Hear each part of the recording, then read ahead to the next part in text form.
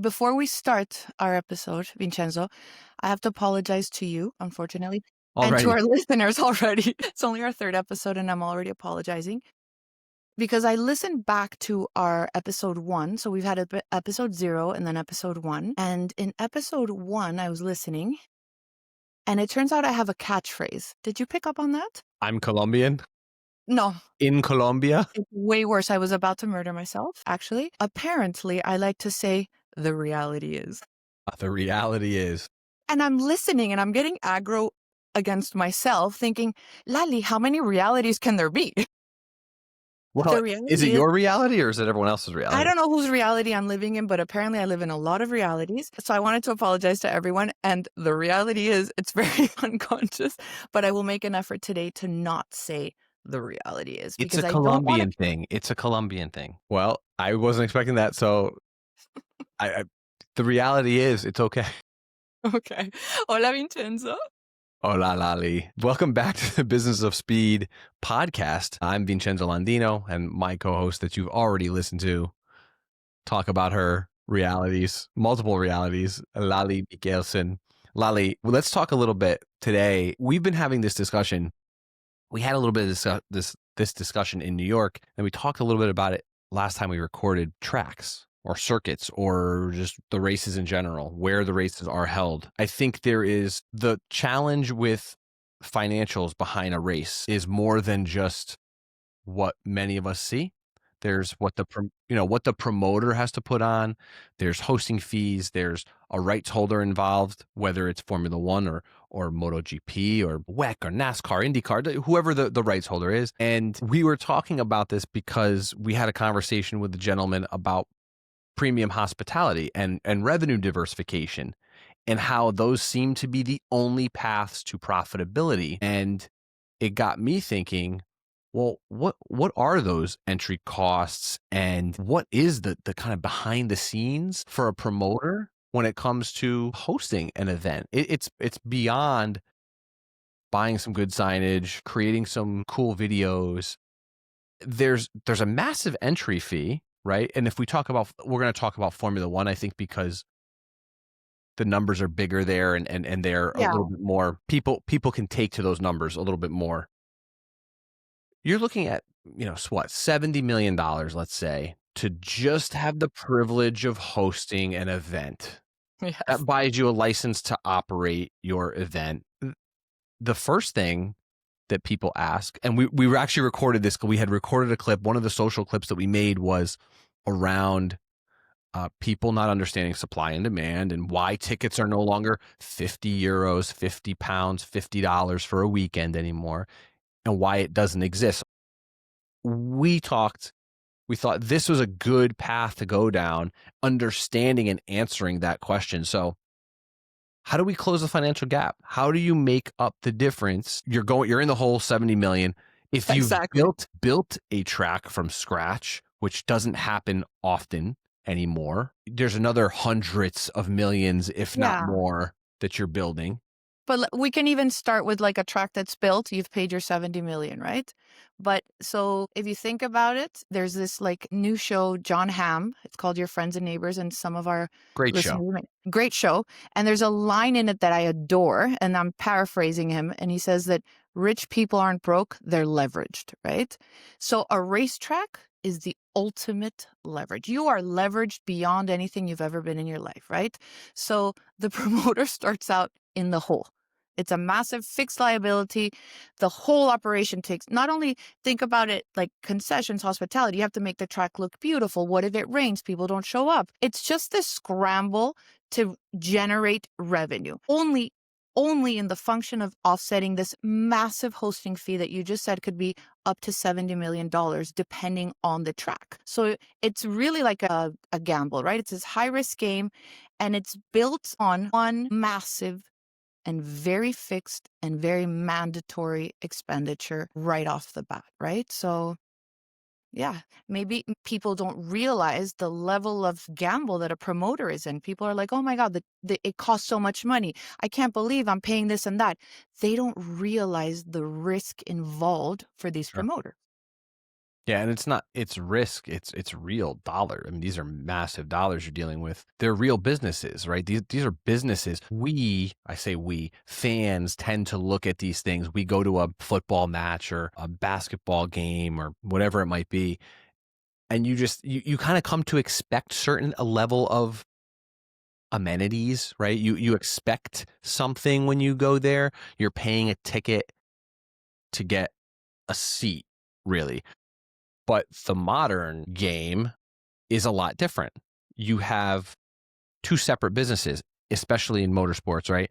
Well, I say it's most sports are like this.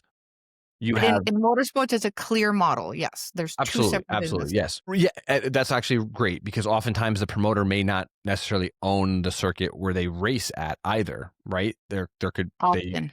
are just paying to race at a circuit. Oftentimes, it's not every day. Las Vegas is very different, but that's also a city circuit. Miami's different. They own that. Not everything is like that. Not every situation is exactly like those. But you have two real different businesses going on, and they are competing with one another. You've got your rights holder, like we said, Formula One, IndyCar, NASCAR, whoever the racing body is. They're controlling things like the media, the broadcast, major sponsorships, right? Which that also gets tricky. Like in Monaco, where Monaco was sponsored by Tag Heuer. Meanwhile, Formula One had Rolex as the sponsor at Yeah, the that was a time. bit of a. Now it's all one, but things There like are that are competing a real interests. situation. Yeah, competing interests, competing stakeholders for sure. Where do they take profit? What inventory does the promoter get to keep? What do they have control over? I love this because I feel that this episode, Vincenzo, is going to help really clear up the business model for so many people. And that's why we were both so excited about doing it, right? So you spoke to the rights holders. So think of a racetrack as having two silos. The rights holders that Vincenzo just talked about, that's one segment of the business. And then the other segment is the aforementioned highly leveraged promoter. So they get sort of, think of it like the local cash business. Things like ticket sales, concessions, all the trackside hoarding, and something that is sort of the marquee of a racetrack, the premium hospitality. Yeah, we should definitely touch on that a lot. Premium We're gonna talk hospitality. about that a lot because Yeah, yeah. there's so much money there. So the right holders get the global value, but the promoter has to really like hustle to extract the maximum local sort of tangible assets. And unfortunately for the promoter, that's where operational risk lives. The right holders getting their money no matter what. Yep. The They get their check promoter right up front. right up front, the promoter, they operate in risk. They may or may not get their money. It's a gamble. Now, it is in the rights holder's best interest for an event to be successful, for a Certainly. promoter to be successful, while the rights holders, they get their money and that could be it. For an event to be successful means you're going to continue collecting that. There's recurring revenue coming in. Depending on the type of event, there's other ways for them to make money. Again, sponsorship. An attractive location can attract new sponsorship. Again, we see that with Las Vegas, and Las Vegas is top of mind because it's coming up and we'll be there. And there's so many sponsorships that came in to Formula One rights holder because of Las Vegas, which I know it's confusing because Las Vegas actually happens to be the rights holder and the promoter all in one. It's First time ever that's happened. case study. Yes, it's a unique case study. So we won't focus on it too much because we want this episode to be more broad appeal about, Yeah. more international racetracks and the business of international racetracks. Las Vegas is a unique case study. In Spanish, we say the exception makes the rule. In this case, it's sort of a very confusing rule. Yeah. So we mentioned premium hospitality. Yes, I'm We excited. mentioned how the promoter needs to find ways to make their margin somewhere. General admission doesn't cut it. And that's where the comment we made, I think it was episode 0, about people not understanding supply and demand.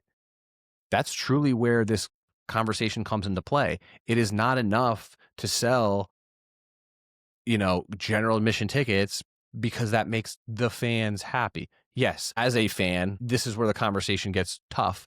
But as a fan, I would love for everybody to get access, of course, right? Of course. But for And these, and also you never wanna see empty grandstands. I no, of course not. unfortunately see it often at IndyCar, and that's not because of pricing, that's because of, lack of promotion of the series. That's a whole other episode Hmm. we can do. Hmm. But seeing empty grandstands is depressing. Nobody wants empty grandstands, of course.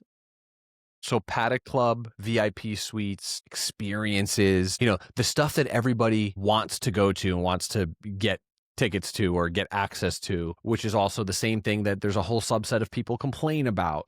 Yes.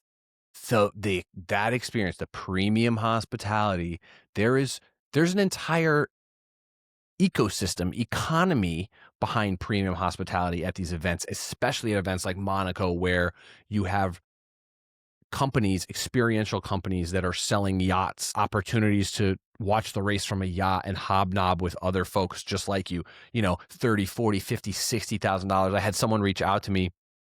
They wanted to go to the Singapore Grand Prix and they asked me about, they wanted a premium experience. And so I connected them with a contact of ours. And I said, listen, this is your go-to guy.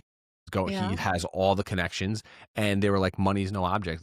We want that cool experience. When you have someone say those words like money's no object, we just want to experience this in a way that's either once in a lifetime or, maybe people that can afford it more often than once in a lifetime. How can you as a promoter say, oh, well, I want to fill more, I want just more general admission? You It can't just because doesn't the make reality sense. it doesn't make sense because the reality of a racetrack is that hospitality is the significant margin driver. So maybe some people listening are familiar with how airlines make money. And if they are, and if you're not, I'll quickly explain it, and I'm sure we'll get messages of people correcting me. But airlines make the bulk of their money in their business class section, and Is this in how the it works last in Colombia or is this how it works for this the is whole world? globally, darling. I'm kidding. So an airline makes the bulk of their money selling business class section and loyalty credit cards. So think of partnerships like American Express or Visa, for instance, where we get miles. That has allowed sort of airlines to act sort of in a way as unregulated banks, and it's made very profitable deals for them that can subsidize flying often at a loss, perhaps, or even breaking even. So if you think about racetracks, they follow a similar model just in terms of the business class seating, right? So if we think of business class seating as the suites and the corporate packages, they're supremely high priced because they're bankrolling the entire operation. So luxury inventory delivers, depending on the track, depending on the package, 5 to 10 times a higher profit margin, right? So one standard ticket and you're getting 10 times higher profit margin. I mean, there's no competition there, right? So you need to have a good balance sheet at the end. This is a business. This is not a charity organization. So it's kind of simple math. You failed to sell out the suites. You might not even break even if you sell the entire hundreds of thousands of grandstand seats. So we like to say that the profit isn't with the fans in the grandstands. It's with the execs in the suites. That's the reality. When it comes down to that balance sheet and you as a promoter need to continue, pay that fee up front to host, need to absorb all the risk, you need to provide experiences for everybody. You still have, there still is a level of experience you have to provide for even folks in general admission and grandstands. Like there's still a level of experience. And I'll use Las Vegas as another example. It's the most recent Grand Prix I have been to. They do a great job in the different grandstands to create experiences for the people that bought in that grandstand. So if you buy a ticket in the Sphere area, it's a party separate from the area over by the start finish area. It's a Yeah, it's separate great. party from the Paddock Club, obviously. It's a separate party from the different turns, the Harmon Zone.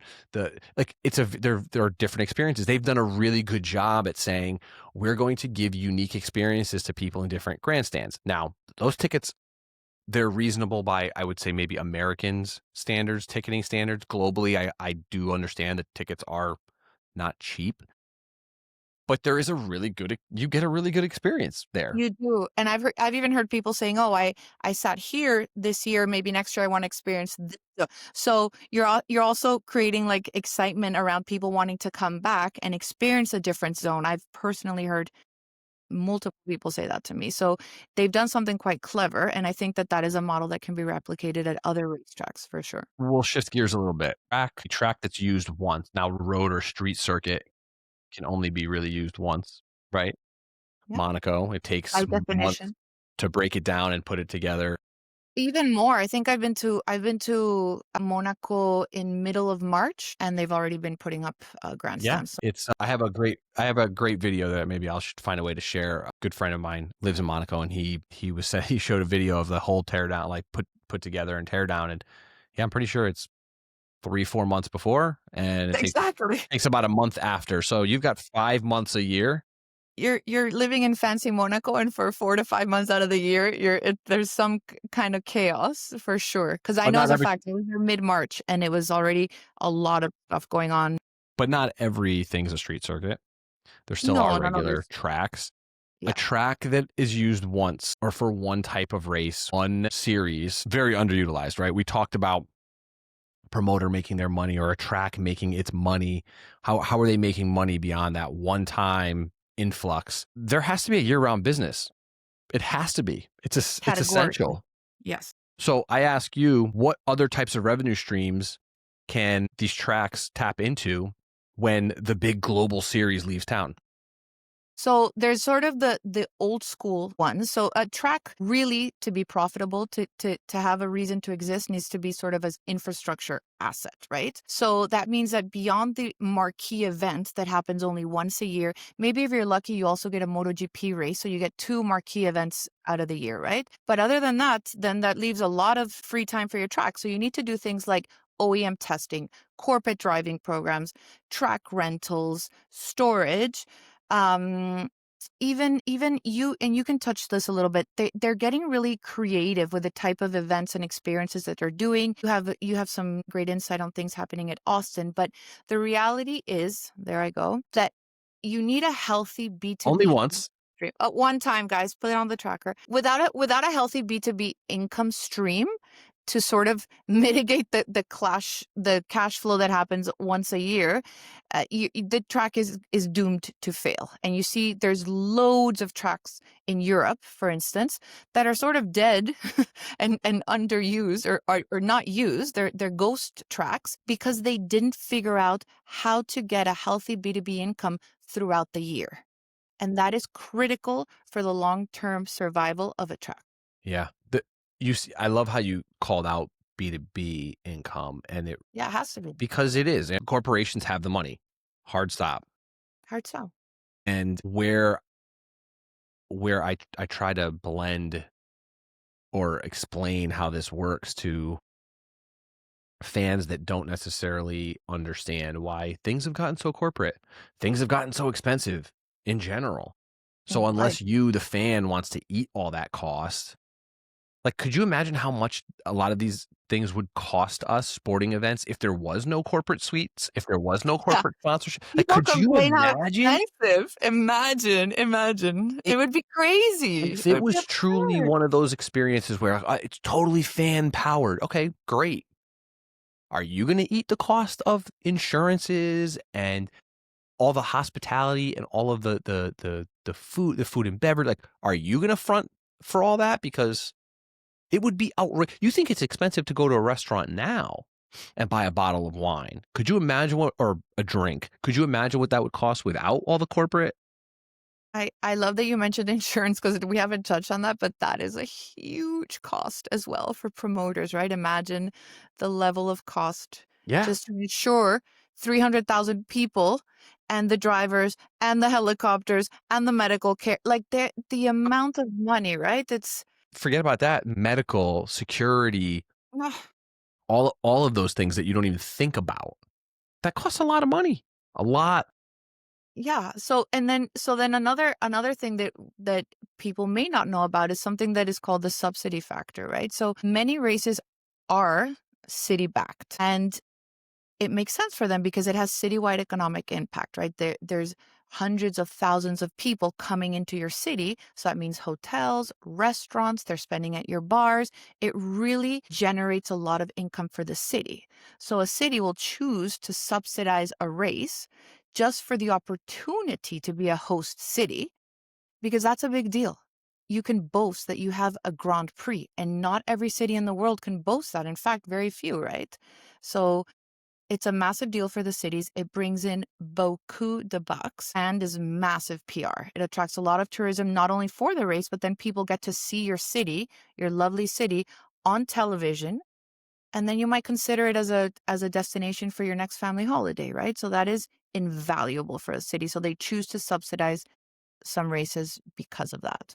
Yeah. The subsidy there, or I guess that aspect of it, tying that in to economic impact and economic impact is huge, right? For a visitors bureau, or again, in the Las Vegas world, you have the Las Vegas Convention and Visitors Authority, and you have Las Vegas, who's paid direct sponsorship into Formula One, close to $60 million, I believe it was. I don't remember the exact number off the top of my head, but they paid a direct sponsorship and a support fee to host Formula One. And it might not sound like a lot, but still, that's public dollars, right? So Yeah, that exactly. has to bring money back You need to somehow. justify it. Anytime you're using public money, you need to justify it. There has to be a return, because you're going to have a lot of Yeah. angry people. Yeah, and And there was people can be opinionated. in 2023, the first Vegas race, the economic impact was estimated at over 1.2 billion. There was actual revenue in 2024 of 930 plus million. To me, the gamble paid off. That paid off. Those are huge numbers, and it's going to stick around for another 10 years. But because you can justify, because you can say, this is going to fund public schools. This is going to get us more teachers in classrooms, road, infrastructure. So then you're not only telling the people, hey, we need to spend all this money, we need to inconvenience you by shutting down streets and all this for X amount of time. But the reality is, guess what? We got you $1 billion in return. So that's going to go directly into the city. So then the people are like, you know what? I can be inconvenienced for 2 weeks out of the year. That's fine. Or whatever. I'm not sure how long it takes to build the Vegas It takes track. quite a while. It's quite a bit of inconvenience for locals there. Maybe a month. It's a bit, yeah. And also, here's the other thing too. We'll talk, and I think we'll talk about this. I'm going to ask you a question that I think you're going to touch on this, but we talked about Monaco. Monaco's been there for 100 years, the race there. So it's so embedded in the culture of living in Monaco, the race, the historic race, all of that is embedded into the culture, motorsport racing in general. Yes, it's an inconvenience, but you don't live in Monaco if you don't know that, right? Like, that's happening. They're knowing that. In Las Vegas. Go ahead. No, I just said, this is a very unofficial poll, and please, Charles Leclerc, call in if you disagree with me. Please, Charles, call in. I venture guess that Monegasques in general, if there was a referendum about whether to keep the Grand Prix or not, they'd probably all want to keep it. Or I'm not going to say all, but I would say a majority would want to keep it. It's part of who they are. It's their essence as a people. They're so proud of the event. If you're lucky enough to have ever been to Monaco, they're so proud of this race, of the heritage, of the culture around motorsport. So it's really other people who detest the racing in Monaco or don't think it's fun, or you can't pass. Those are more the people that don't like Monaco. I think that the Monegasque people as a whole are very on side in this one, and that's just a very unofficial take, and I urge Charles Leclerc to call in if he disagrees. Las Vegas, the community there, they don't know motorsport. They don't care about Formula One. So it'll be a slog for Formula One and the Las Vegas Grand Prix for a while before they become part of the community. They still don't feel like part of the community. It's kind of like this thing that came in and disrupted our world. Now, mind you, they've also taken the slowest weekend of the year and made it one of the busiest. But that doesn't matter to people, right? If you inconvenience them, they're annoyed. And until they build up that motorsport aura, it's not going to matter. Same thing with Chicago, NASCAR. They had a street race, and people complained. Now, I heard a lot of good things about it, but there was also a lot of other issues. And is there a motorsport community in the city of Chicago, in the actual city? I'm not talking about Chicagoland or anything like that. I'm talking about the actual city that people wanted to see that race there. I don't know. Now they're already, I believe, they're reassessing, and they're not going to have it this year. They might come back next, the year after, or whatever it might be. But you have to build up that motorsport community. You have to. I know you're going to talk on this, so I'm going to ask you this question, kind of a final chat here. If we were advising someone on acquiring a new Grand Prix asset, what would be the top 3 non-negotiable items on their sustainability checklist? So I think the way you and I'll speak sort of for both of us because we are very in sync. It's sort of in our, although we disagree on a lot of things, we agree on business 100%, which is a great thing for a partnership. I think that the first thing is something I spoke about previously. You have to control your premium inventory. That's non-negotiable. You have to sell out that inventory the highest rate possible. It's life or death for a circuit, really. For a race to have longevity, you need the promoter to make money. For the promoter to make money, they need to sell out this premium inventory, right? So that's right off the top, the first one. I think the second one we also touched on is your revenue diversification, right? So you have to have cash flow, this B2B cash flow coming in year round, or else you're going to end up with these ghost tracks of Europe that are everywhere. You have to find a way to monetize this circuit. People are doing it in unique ways. It's not only the ways I mentioned now, the OEM test days or track days. There's suites being built. There's people who can fly in and bring in their own Ferrari. There's all kinds of really fun, creative ways to make money off your racetrack. You need to get in on those, and you need to find some very clever B2B partnerships. Speaking of that, Yeah. COTA has Yeah, speak to that. You have something. Yeah. the T11 car condos that they've built, and it is this luxury experience. And I do want to talk about luxury in another episode because I think luxury is a very specific word and it's a very specific phenomenon that Formula One brings on, but also other types of racing. It's luxury automotive. It's a luxury automotive country club essentially. You Okay. can buy these homes, condos.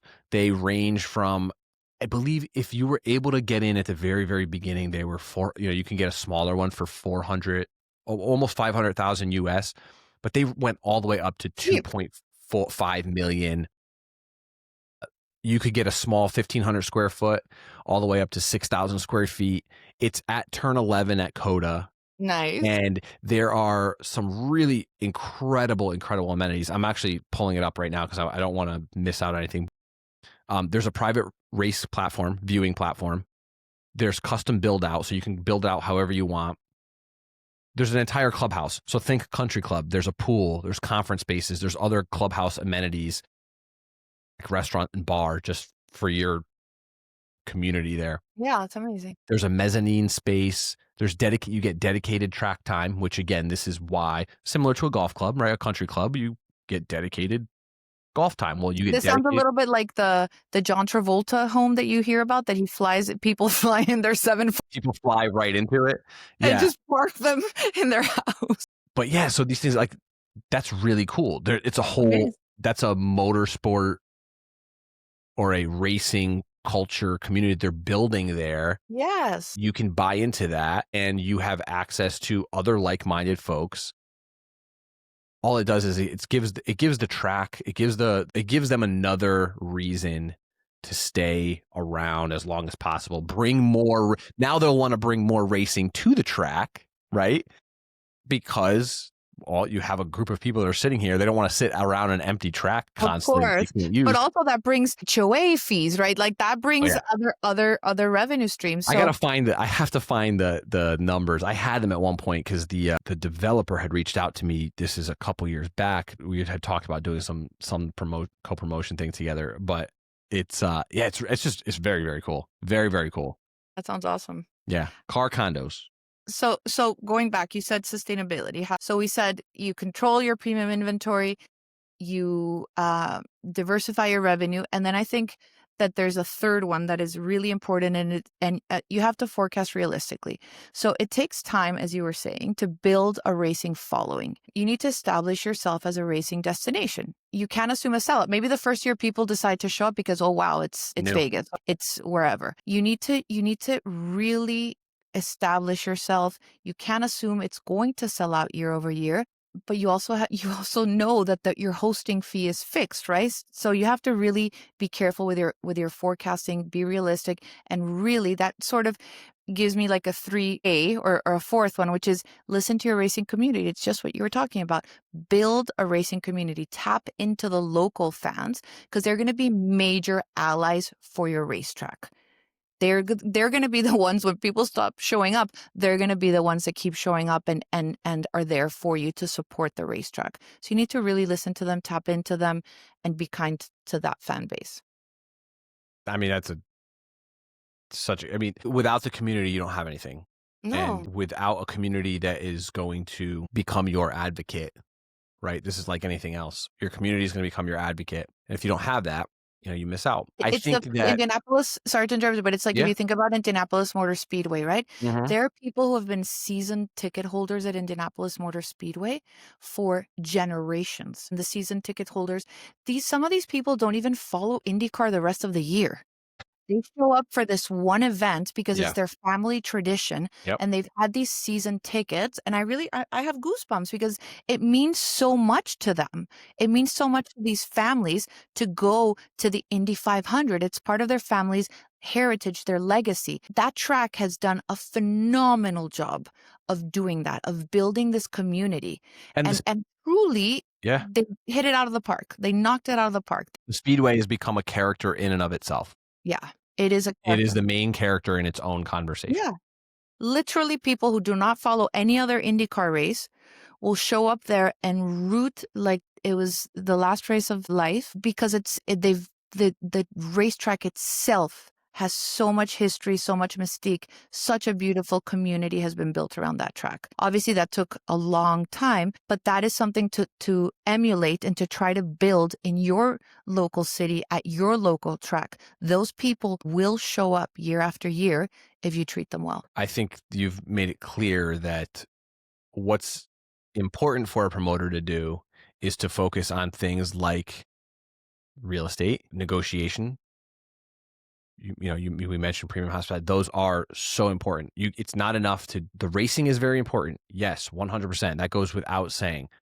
But in today's world, there's so many other factors that go into it. It's not just a track, go race around the track and call it a day. There's so many other things that go into it. And I think the circuit business itself or the being in that world, it's a discipline of leverage.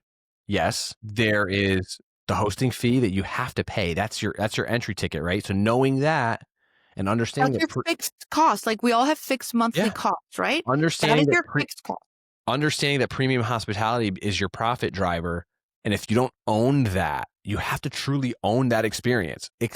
We use the word experience for a reason. If you're not owning that premium luxury hospitality experience, you're just a glorified marketing platform for somebody else, for the rights holder. Like you're a pastor. Like, okay, yeah, we have our race there. It's a nice layout, but they don't do anything for the fans. And listen, we've had a lot of conversations where we've heard things like there are some historic tracks that are not really budging on wanting to come up to the modern age with amenities for folks. And there's a younger generation that's saying, you know what, I'd rather go to Monaco because I want to go hang out on the yachts. Like, I don't want to go to this other track that's so historic and that's, incredible racing, but I'm using a porta potty and I'm waiting in lines and it's hot. They don't even have water, things like that. So all of that goes into effect. You don't want to just be somebody else's marketing platform.